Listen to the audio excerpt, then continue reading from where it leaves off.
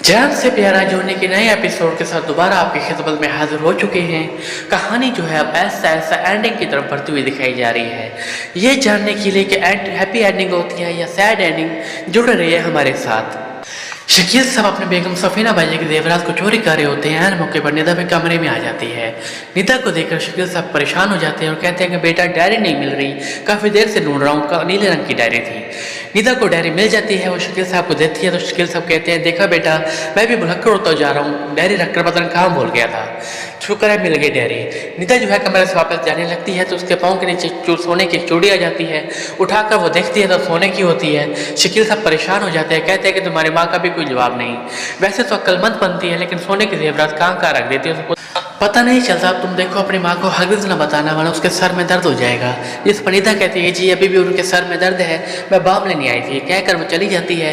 हुसन आरा अपने ऑफिस में बैठी होती है तो मीना उसको कॉल करती है। पहले हुसन आरा का मूड नहीं होता कॉल अटेंड करने का, फिर वो फ़ोन उठा लेती है। मीना पूछती है कि हुसन आरा क्या तुमने जुनैद से बात की मेरे बारे में? जिस पर हुसन आरा कहते हैं कि हाँ मीना मुझे माफ़ कर दो, मुझे मौका नहीं मिला, मैं तुमसे कोई बात नहीं कर सकी। जिस पर मीना कहती है कि मैं भी तुम्हें यही कारण करने के फ़ोन किया है कि तुम अब जुनैद से कोई बात ना करना, जो भी होगी मैं खुद उससे बात करूंगी। यह कहकर वो फोन बंद कर देती है। अगले सीन में ये दिखाया गया है कि जुनैद शराफा मामू के घर जाता है, दरवाजे पर दस्तक देता है तो मीना बहर आती है। जुनैद को देखकर मीना खुश हो जाती है और कहती है कि आओ जुनैद, अभी मामू मामी घर पर नहीं है। जिस पर जुनैद कहता है नहीं रहने दें, और अच्छा हुआ मामू और मामी घर पर नहीं वरना उन्हें दुख होता। पूछने पर जुनैद कहता है कि मीना मैं तुम्हें वार्न करना हूँ, तुमने सफीना बाजी, निदा या हुसन आरा के बारे में कुछ भी कहा तो बहुत बुरा होगा। जिस पर मीना कहती है कि जुनैद आप तुम ज्यादती कर रहे हो। जुनैद हंसता है और कहता है कि मीना अभी ज्यादती मैं कर रहा हूँ, हालांकि तुमने जो कुछ गलत किया है उसका अदाला नहीं हो सकता। तुम शराफत के साथ रहना चाहते हो तो रह लो, अगर तुम कुछ और करना चाहते हो तो वो भी तुम्हारा हक है। ये कहकर वो चला जाता है। अगले सीन में जुनैद और हुसन आरा को दिखाया जाता है। जुनैद काफ़ी परेशान होता है। जुनैद की परेशानी को देखते हुए हुसन आरा कहती है कि मैं नहीं चाहती थी कि तुम्हारे और मीना के दरमियान तलख़ियाँ मज़ीद बढ़ें, इसलिए मैं ज़ब्त करना चाहती थी, कुछ नहीं बताना चाहती थी। ये मेरी गलती है कि मैं ज़ब्त ना कर पाई, तो मैं सब कुछ बता दिया। जिस पर जुनैद कहता है कि नहीं तुम्हारी कोई गलती नहीं है, सब गलतियाँ मीना की हैं। मैं नहीं समझता था कि वो ऐसी लड़की होगी, और सबसे बड़ी गलती यह है कि मैं बगैर परखे बगैर जाने मैंने उसके साथ शादी कर ली, और उससे बड़ी बात उससे मोहब्बत करने लगा। मोहब्बत भी ऐसी जो मैंने कभी किसी के साथ नहीं की। यही वजह है मुझे उसकी कोई गलतियां भी नजर नहीं आती थी। मीना किचन में खड़े होकर काम कर रही होती है। शराफत साहब भी वहीं आ जाते हैं, कहते हैं कि बेटा पहले तुम्हें बुखार चढ़ा हुआ है, तुम आराम क्यों नहीं कर रही, और मेडिसिन भी नहीं ली, वो फ्रिज में पड़ी है। जिस पर मीना कहती है कि मामू अब तबीयत मेरे पहले से बेहतर है इसलिए काम कर रही हूँ। उसकी मामी भी वहीं आ जाती है, कहती है दिखाओ माथा। माथा देखकर वो कहती है कि माथा तुम्हारा जल रहा है, किसको बेवकूफ़ बना रही हो, मुझे अपने आप को या मामू को? माना कि मैं तुम्हारी माँ नहीं हूँ लेकिन तुम्हें पालक मैंने माँ की तरह है। बेटा कुछ फिक्र न करो, सब कुछ अच्छा हो जाएगा, और जिससे भी तुम्हारे साथ बुरा किया है मैं बददुआ देती हूँ उसके साथ भी अच्छा नहीं होगा। जिस पर मीना जो है रोने लगती है और मामी के गले लग जाती है और कहती है कि मामी प्लीज़ बददुआ ना दें। मीना की मामी कहती है चलो छोड़ो रहने दो, सब कुछ मैं कर लेती हूँ, तुम जाकर रेस्ट करो, लेटो। इतनी देर में दरवाजे के पास दस्तक की आवाज़ आती है। शराफत साहब कहते हैं मैं देखता हूँ कौन आया है। दरवाजे पर जाते हैं तो फारिस खड़ा होता है। फारिस को देखकर शराफत साहब खुश हो जाते हैं और कहते हैं कि आपने बहुत अच्छा किया जो यहाँ चले आए। फारिस कहता है शराफत साहब आप कोई प्रॉब्लम का कह रहे थे। इस पर शराफत साहब कहते हैं कि हाँ मेरी भांजी मीना जो कि मेरी बेटी जैसी बल्कि बेटी है, उसको बुखार हो गया है। जिस पर फारिस कहते हैं कि उसको हॉस्पिटल लेके चलते हैं। इस पर शराफत साहब कहते हैं उसकी मेडिसिन ले ली है। मीना अपने कमरे की तरफ जा रही होती है तो वो मामू और मामी की बातें सुन लेती हैं। शराफत आप अपनी बेगम को कह रहे होते हैं कि फारिस ने आज फिर जोर दिया कि हम उनके नेक्स्ट में जाकर रहें। जिस पर उनकी बेगम कहती है ये तो अच्छी बात है और इस तरह आपको भी सुकून हो जाएगा, लेकिन शराफत साहब कहते हैं कि नहीं मैंने मीना की वजह से मना कर दिया क्योंकि हो सकता है कि सफीना और जुनैद को बुरा लगे।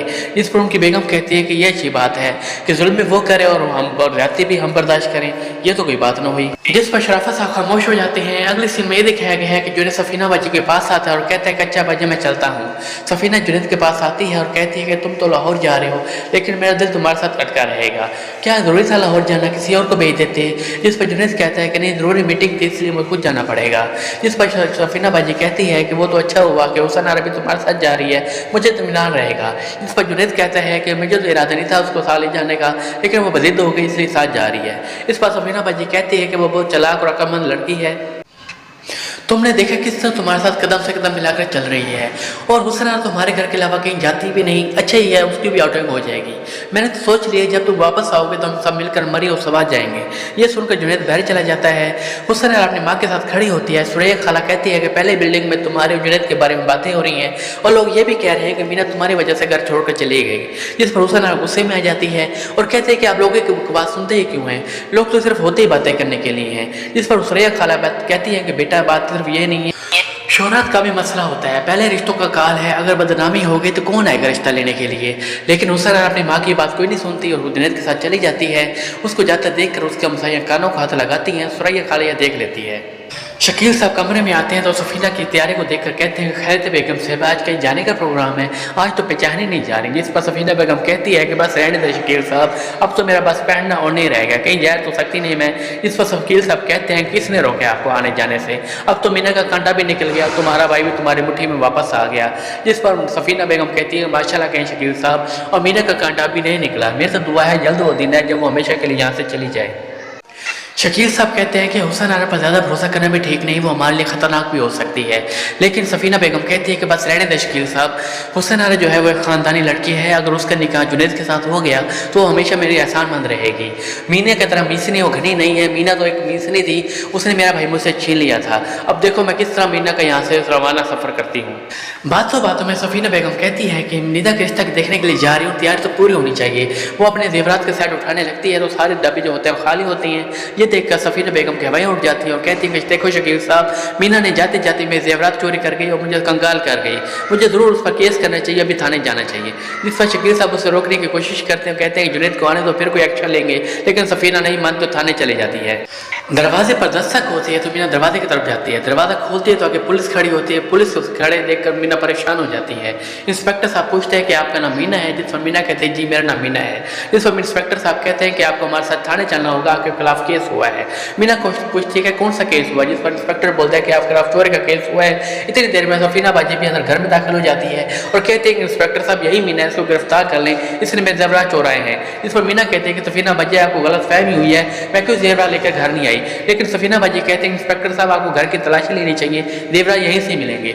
मीना की मामी भी कहती है सफीना आपको गलत फहमी हुई है, क्यों मेरी भांजी पर झूठे इल्जाम लगा रही है, इसने कोई चोरी नहीं की। लेकिन वो पुलिस इंस्पेक्टर जो है वो मीना को लेकर चला जाता है।